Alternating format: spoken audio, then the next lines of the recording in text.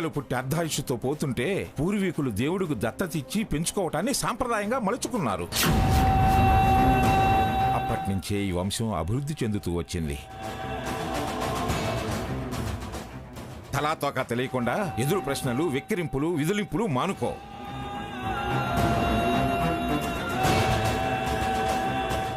మేం కూడా మా ఆనందని, సాకేత్ని, రఘురాముని ఇలాగే దత్తతిచ్చి వాళ్ళను కూడా మా అమ్మా నాన్నల ఒళ్ళో వేయించుకున్నాం.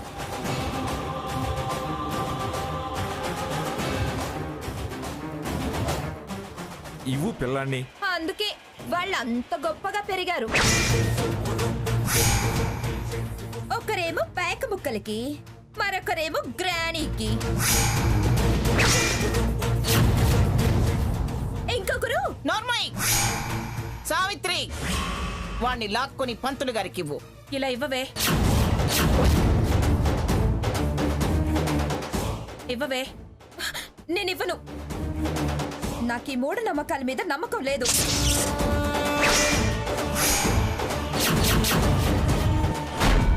స్వర్ణ, వారంత వివరంగా చెప్పా కూడా ఇవ్వనంటావేమిటి?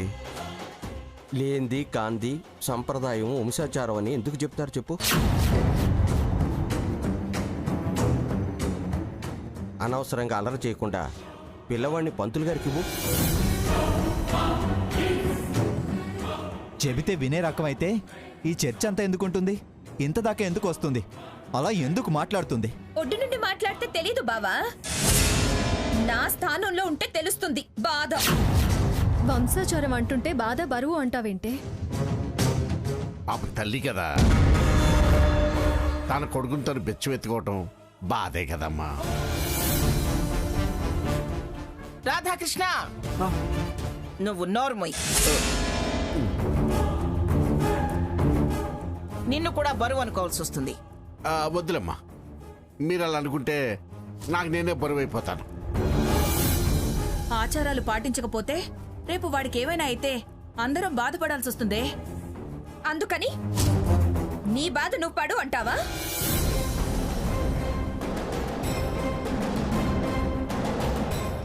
వితండవాదం చేయికే. వాడి మీద ప్రేమన్న దానివే అయితే వాడి క్షేమం కోరవా? మాట పట్టింపు ముఖ్యమే దానికి. మనమంటే మరీ లెక్క లేకుండా పోయింది. మంచి చెప్పినా చెడే అవుతుంది. నేనంటేనే లెక్కలేదు, ఇంకా నువ్వంటే ఏం విలువిస్తుంది, ఏం గౌరవం ఇస్తుంది? రామచంద్రయ్య కూతుర్ని అంటుందే గాని రామచంద్రయ్య కూడా మర్యాద ఇవ్వదు. ఈ వాదన తేలియేది కాదు గాని సావిత్రి, వాణ్ణి తీసుకో.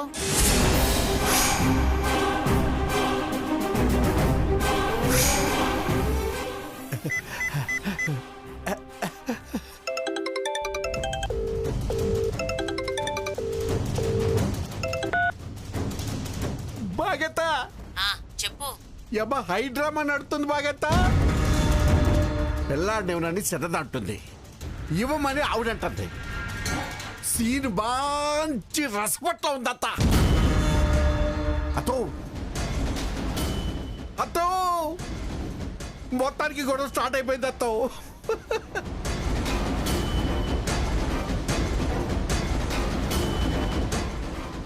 ఓహో, చెవత్తా తమరు చెప్పలత్తా. సిటికిలో చేసి చూపిస్తా చూడు.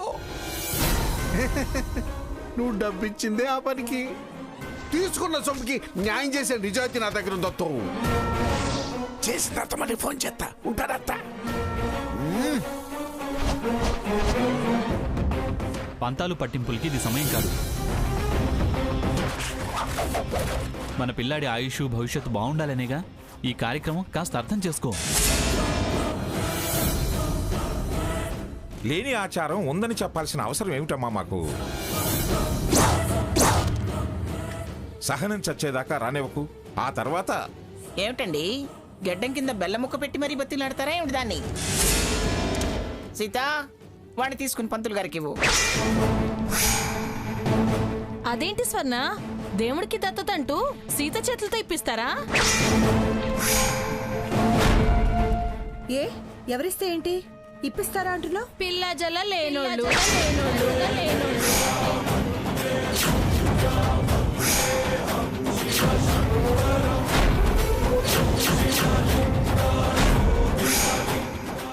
గొడ్డు మూత్రాలు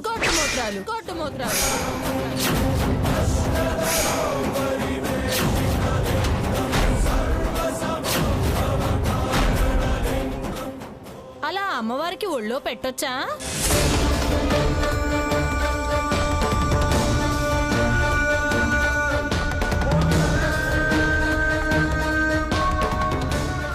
ఏం కూసావే?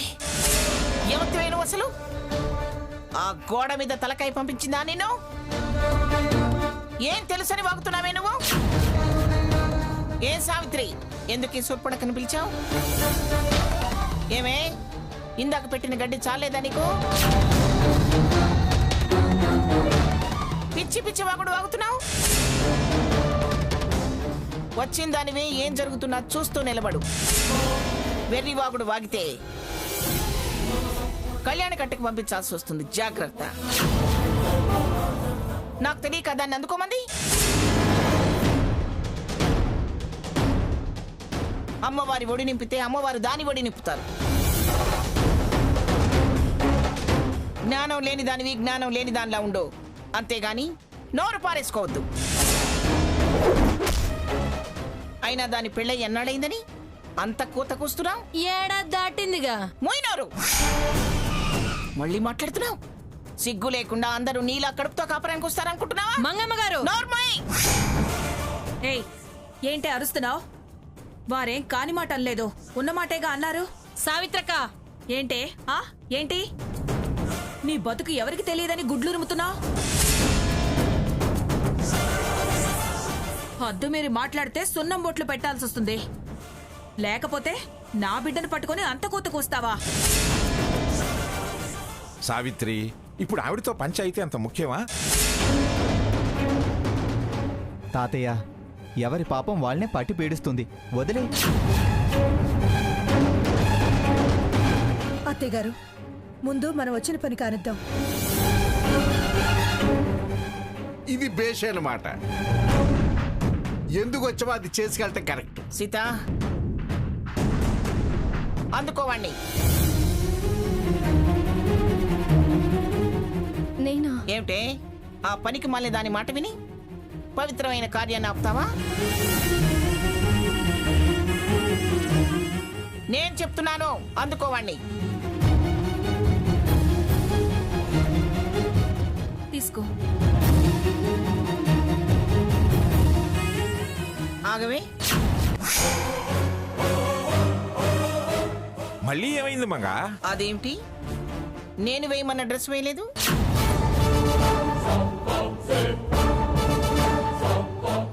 వాడి కోసం ప్రత్యేకంగా ఇష్టపడి తెప్పించాను.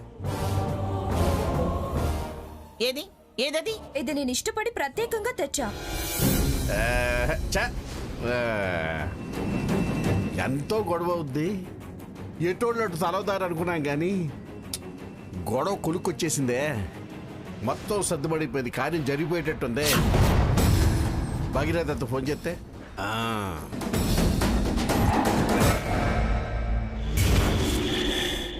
ఏం సావిత్రి, ఏమిటిది? ఇది ప్రతిదాన్ని రచ్చ చేసి బజార్ కిడుస్తుంది. కడుపులో ఏదో పెట్టుకుని కావాలని ఇలా చేస్తుందని నాకు అనిపిస్తుంది. ఏంటే స్వర్ణ, ముచ్చటపడి పెద్దవారు తెస్తే అవి వేస్తే నీ సొమ్మేం పోయింది? ఏంటమ్మా, అదంటే ఆచారం అన్నారు, దీనికేమైంది? వీడు కట్టుబట్ట పెట్టే బొట్టు దగ్గర నుంచి అంత వారిష్టాలేనా? నా కొడుక్కి నాకు ఇష్టమైన చొక్కలాగు కూడా వేయకూడదా? వేయొద్దని నేను అనడం లేదు, రోజు నేనిచ్చినవే వేయమంటలేదు. ఈ కార్యం కోసమే ప్రత్యేకంగా బంగారు జరీతో మరి డ్రెస్ చేయించాను. బంగారు బొత్తాలు చేయించాను. అవి వేయడానికి నీకేమిటి అభ్యంతరం? కావాలని కక్షతో చేయడం కాకపోతే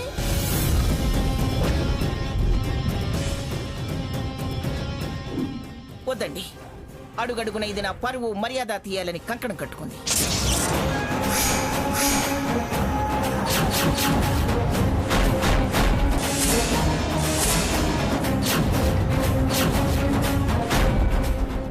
ఎలా అయినా నన్ను అవమానించాలని నిర్ణయం తీసుకుంది. వద్దండి, వద్దు. నీ ఇష్టం ఏమిటి, నీ పెద్దతనం ఏమిటి అని నన్ను ప్రశ్నిస్తున్నప్పుడు నా అని నేనెందుకు అనుకోవాలి?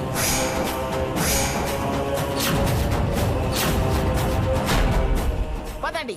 అత్తయ్య గారు, అత్తయ్య గారు, పిన్ని గారు, అరిష్టం అర్ధాయుష్యం అంటూ ఎలా వెళ్తారు? మీరే దేవుడి దగ్గర నుంచి వాడిని అందుకుని దానికి భిక్ష వేయాల్సిందే. అవునమ్మా, ఈ పంతాలు పట్టింపులు శాశ్వతం కావుగా మీరు ఆశీర్వదించి అదృష్టవంతుని చెయ్యాలి. భగవంతుడి దయాదాక్షిణ్యాలు వాడికి ఉజ్వల భవిష్యత్తునివ్వాలి. వంశోద్ధారకుణ్ణి దీవించకుండా ఎలా వదిలి వెళ్తారు? నువ్వే నచ్చలేదు, వన్నె చీర కట్టుకొస్తానన్నట్టు దానికి నా పొడే నచ్చలేదు. ఇంకా దీవెన్లు ఆశీర్వచనాలు ఎందుకు? ఏమండి, పదండి. ఆవిడ ఎలదు, వీళ్ళు ఎల్లనెవరు. పిల్లాడి ఈ ఏడుపు లంకితే గాని శుభకార్యానికి బేకి పడదు. Granny please. ఏమిట్రా ప్లీజు? అది నన్ను కాదనుకున్నప్పుడు నేనెందుకు? కదలండి మీరు. పిన్ని గారు, అమ్మమ్మ గారు, నేను మీరు తెచ్చిన బట్టలు తెచ్చే వేస్తాను. సీత, తనకు నచ్చినప్పుడు నువ్వెందుకు హామీ ఇస్తున్నావు? ఏంట్రా హామీలు ఇస్తావు, గ్యారంటీలు ఇస్తావు అని తననంటావే? ఎవరో ఒకళ్ళు మాట్లాడకపోతే గొడవలా సద్దుమణుగుతుంది. ఎవరికి వాళ్ళు ఇలా మాటకు మాట అనుకుంటూ పోతే రేపు వాడి భవిష్యత్తు ప్రశ్నార్థకం అవుతుంది.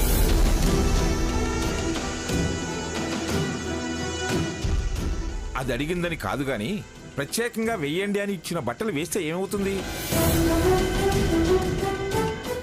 ఈ రాద్ధాంతాలన్నీ ఉండేవి కాదు కదా. అన్నిటికీ తప్పు నాదే అన్నట్టు ఎందుకు తాతయ్య అలా మాట్లాడతారు? చేసావు కాబట్టే అంటున్నారే. అమ్మా, తెలిసి మాట్లాడుతున్నావా, తెలియక మాట్లాడుతున్నావా? ఏ అక్క, నేనేమన్నా పంతానికి ఈ బట్టలు వేశానా?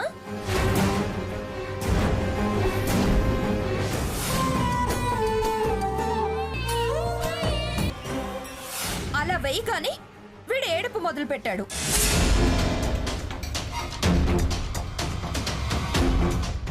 జరీ గుచ్చుకుని ఏడుస్తున్నాడని మార్చా.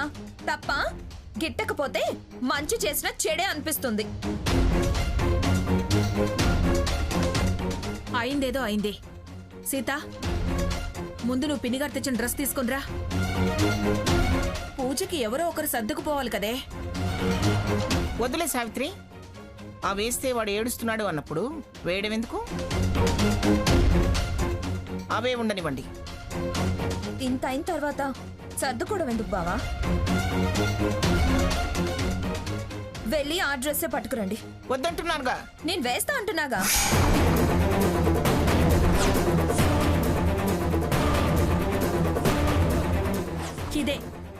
ఇదే నీ దగ్గరున్న మొండితనం. సావిత్రి, ఊరుకో, ఏదో ఒకటి కానివ్వండి.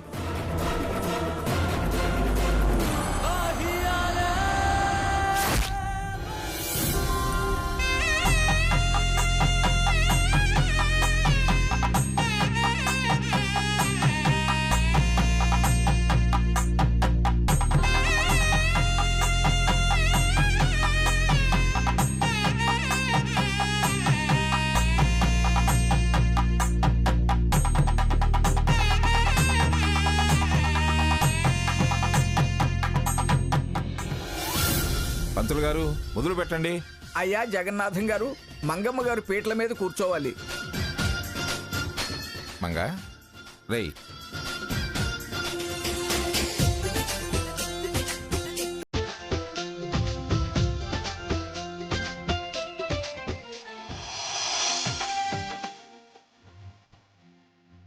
ఓం గణానాన్త్వా గణపతిగుం హవామహే కవిం కవీనా ఉపమశ్రవస్తవం జ్యేష్ఠరాజ్యం బ్రాహ్మణస్పద ఆనస్తృణ్వన్నోతిభిశ్చేద సాధనం. ఓం మహాగణాధిపతయే నమః.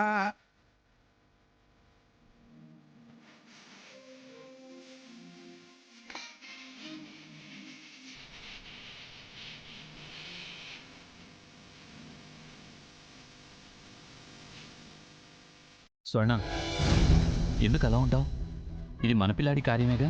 ముష్టి కార్యం, నన్ను బిచ్చగత్తులు చేసే కార్యం. రేపటి నుంచి నీ కొడుకు నా భిక్షే అని కొత్త దిప్పుడు మొదలు పెడుతుంది. అలా ఏం అనదలే, ఊరుకో స్వర్ణ. ఆవిడ సంగతి నాకు తెలుసా, మీకు తెలుసా? ఏమిట్రా, కాస్త పూజ మీద శ్రద్ధ పట్టండి.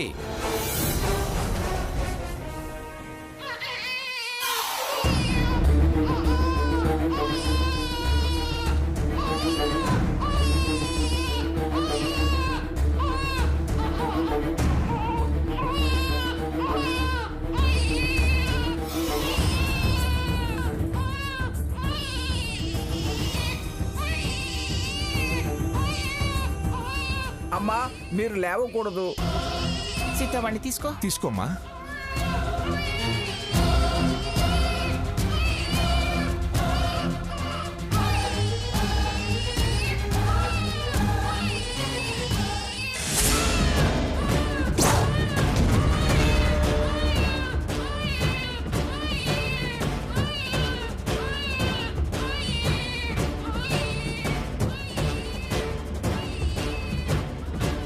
అమ్మమ్మ గారు, ఏమైంది?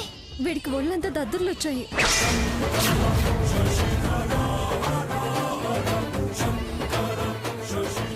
దద్దుర్లు వచ్చాయా? ఓ, దద్దుర్లా రావడం ఏమిటి? బియ్యంలో ముక్క పురుగులను ఉన్నాయో పంతులు గారు? ఏమీ లేవండి, గింజా చూసి పోశాను. మరి దద్దుర్లు ఎలా వచ్చాయి? పసిపిల్లాన్ని బియ్యాల్లో, పప్పుల్లో, ఉప్పుల్లో పడుకోబెడితే ఇలాగే అవుతుంది మరి. అమ్మా ఇందులో కర్పూరం కలిసింది. కర్పూరం కలిసిందా? అవునండి. గింజ చూసామన్నారు కదండి, కర్పూరం ఎలా వచ్చింది? దేవాలయాల కర్పూరాలు పసుపు కుంకాలు కలపడం అలవాటే కదండి. మా దగ్గర అసలు కర్పూరం పొడే ఉండదండి. ముద్ద కర్పూరం, బిళ్ళ కర్పూరమే ఉంటుంది అంతే. ఎవరో కావాలనే దీంట్లో కలిపినట్టున్నారు. పొడి కలపాల్సిన అవసరం ఎవరికొంది పంతులో? మాకు శత్రువులు ఎవరున్నారు? మాకు కాని మనిషి ఎవరున్నారు?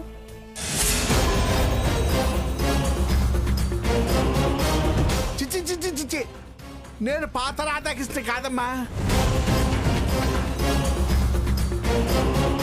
పొరపాటు పడి ఉంటుందిలే అమ్మా.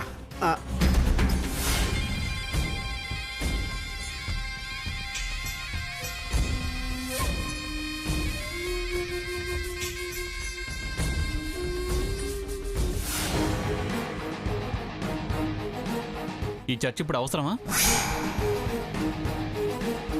ఆ దద్దులకి ఏం రాయాలి? కంగారు పడకండి, ఏమీ కాదండి. కాస్త నూనె రాస్తే సరిపోతుంది. ఆ నూనె రాయి సీత. అవునమ్మా.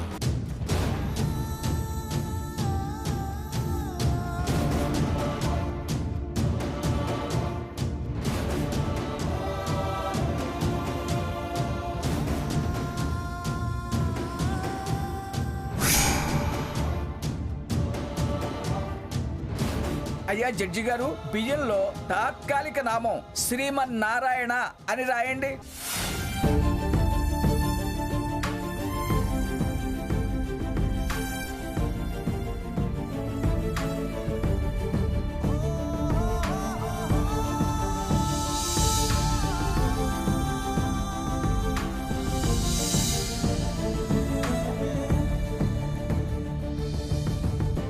అయ్యా మీ దంపతులిద్దరూ లేచి నిలబడి పెద్ద దంపతులకు ఎదురుగా ఉండి, అమ్మా మీరు కొంగు జాపి మాతా సంతాన భిక్ష అని అడగండి.